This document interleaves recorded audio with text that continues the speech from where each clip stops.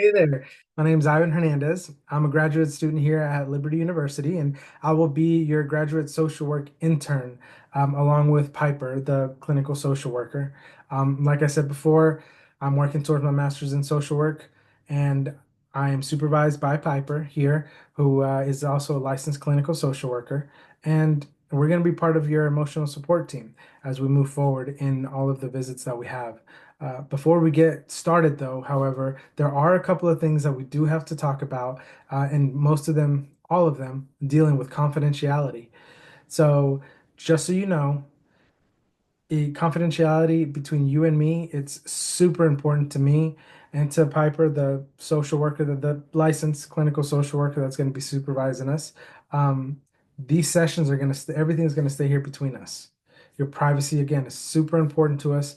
And however, though, there are a few situations where some legal and some ethical uh, s- moments arise where I will have to share some of that information with others. These are known as what's called the limits of confidentiality, and we just want to be upfront with them so that we can both move forward and we can feel confident knowing where exactly we stand. The first one is called mandated reporting. This means that if ever I learn or suspect of a child, an elderly person, or just someone who cannot take care of themselves that is being abused or neglected, I am legally required to report that to the proper authorities. Another situation is also my duty to protect. So what this situation entails that if you are having thoughts of hurting yourself, especially if you have a plan or it seems like you might act on it, my duty to protect comes in.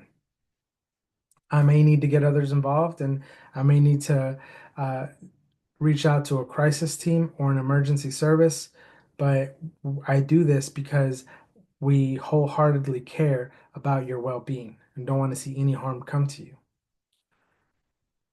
There's also a duty to warn. So if you tell me that you're planning on hurting someone and the threat is serious and specific enough, I may need to notify that person or law enforcement to make sure that everyone is protected. Another exception to the legal proceedings is if I receive a subpoena or a court order that it's more commonly known. I may be legally obligated to release parts of the records that I have in some of my notes. I will also try to inform you if any of this process starts and keep you well in the loop because it is not my intention to deceive, but it is my obligation to comply with what the court says. Um, Additionally, if there are any laws here in Alabama, I would have to abide by those guidelines and or requirements that require that I share such limited information. If ever any of those situations would arise, then I just want to make sure that, I answer all of your questions and that I keep you in the in the forefront, that I keep you aware of what's going on. Okay.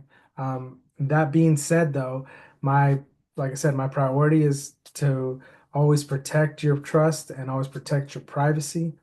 And if you have ever any questions about your rights, or the limits to where we go, then please don't hesitate to ask. Like your comfort and your clarity are super important to me, and everything that you tell me is going to stay right here.